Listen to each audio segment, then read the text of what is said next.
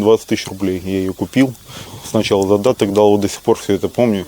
Каждую деталь, каждую мелочь. Так бы везли даже на МАЗе, на машине, ну, не коневозе, да, заводили с навозной кучи.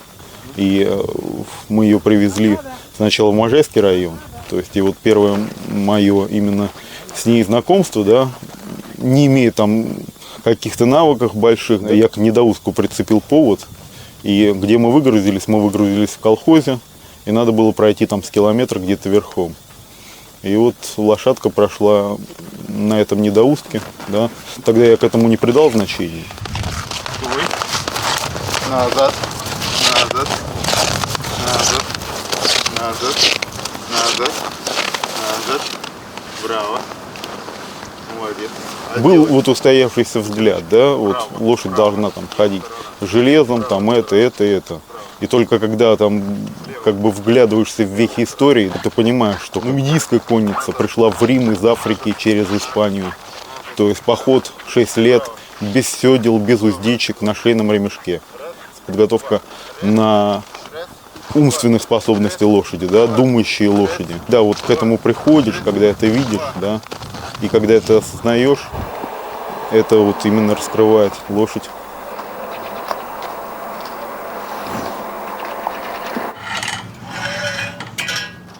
С 1917 года большевики просто отнимали лошадей у населения. Знаменитый их лозунг «Грабь награбленное», затем коллективизация, отнявшая лошадей уже полностью. С 50-х годов в нашей стране массовым порядком стали внедряться немецкие системы подготовки лошадей. Всеми этими обстоятельствами исконная культура была уничтожена безвозвратно.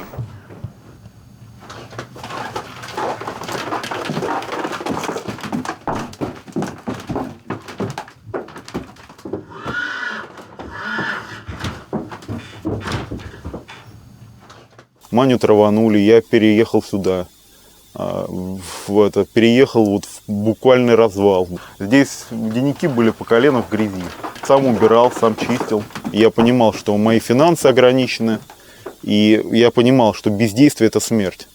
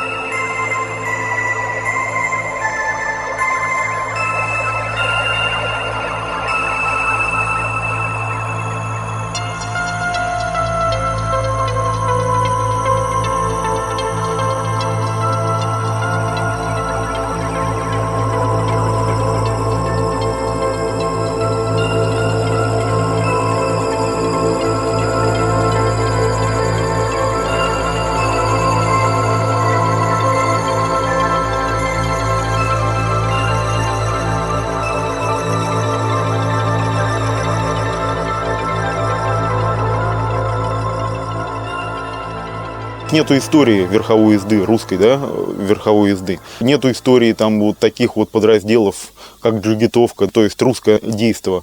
Углубляясь вот в эти вехи истории, я понимал, что необходимо сделать хотя бы на бумаге те вещи, чем занимаюсь я. Лошадь становится на эту тумбу передними ногами, соответственно, она сама чувствует любой перенос каждой ноги, раскованность каждой ноги, именно делает так, как ей удобно самой. И, скажем, Маня, она таких движений не делала. Те хозяева, бывшие, что продали мне, сейчас бы очень удивились, что она такие вещи делает. Ее продали именно за бездарность, за то, что она спала во время шага. Это ничего не могла сделать, никто ее не мог растолкать, а теперь это здоровая во всех отношениях лошадь.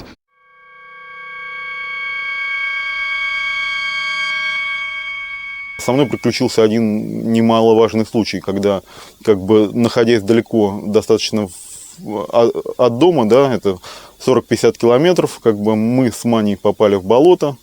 И я в этих болотах, ну, болота как бы в лесах, они достаточно коварны, то есть ты их не видишь. И я угодил в это болото, а она меня вытащила.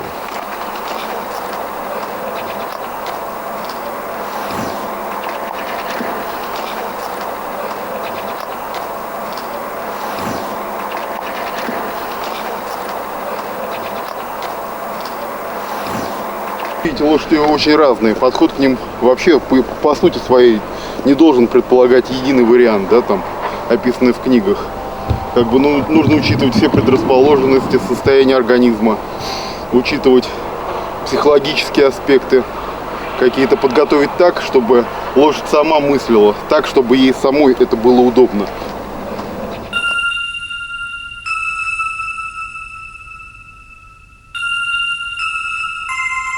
Скачки на приз «Русский Аргамак» на дистанцию 1800 метров.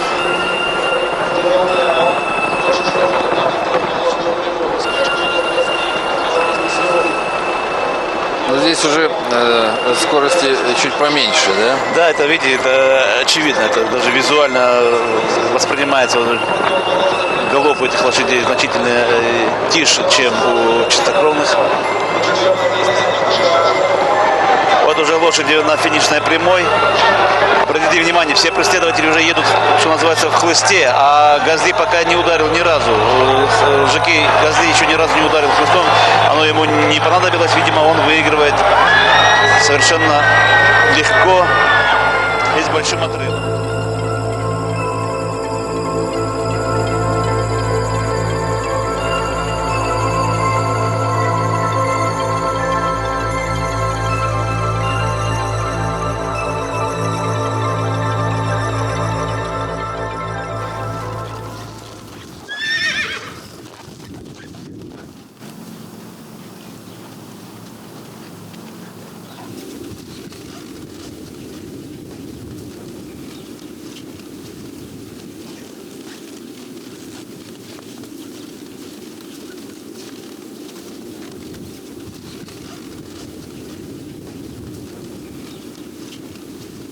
Был такой человек в 30-х годах 20 века.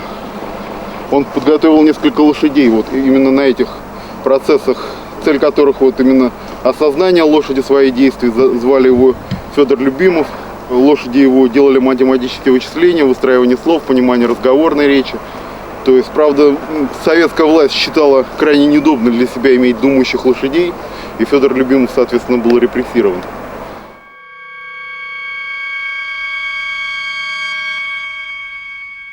Фамилия Шабля о многом говорит, да, то есть как бы старославянская сабля, как бы кровь она бурлит, И, естественно, я когда заглядывался, я в детстве говорил Лера кавалера, ну то есть кавалерист, и ну как бы это вот все тянуло, и в конечном счете это вот вылилось в Маню.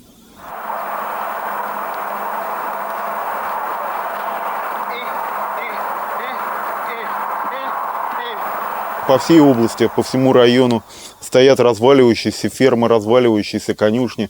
Они никому не нужны. Но когда приходишь к местной власти, да, к владельцам, местным депутатам, они говорят, как бы, да что с тебя возьмешь-то?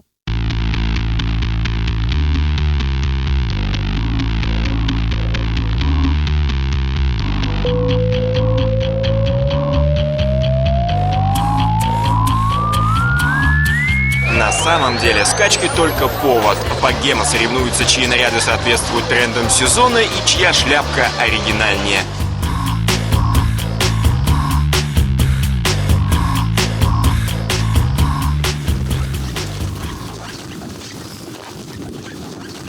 Роскошь мне она в принципе не нужна. Любая мысль, она появляется в нищете.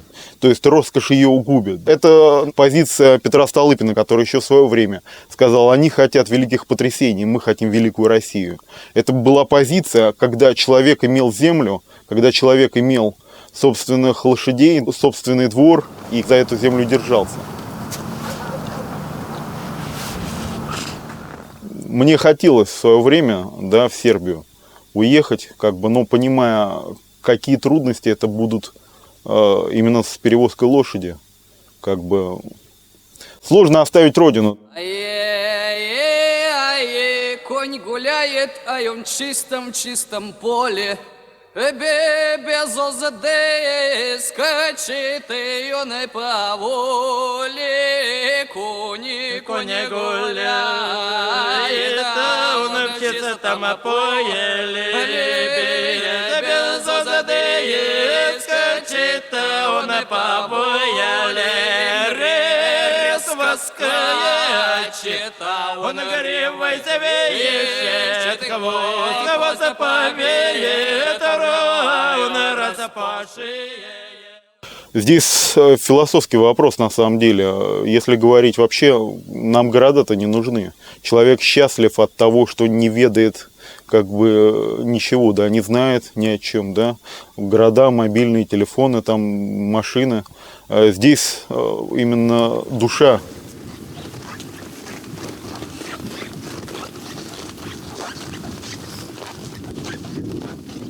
Маня, пойдем.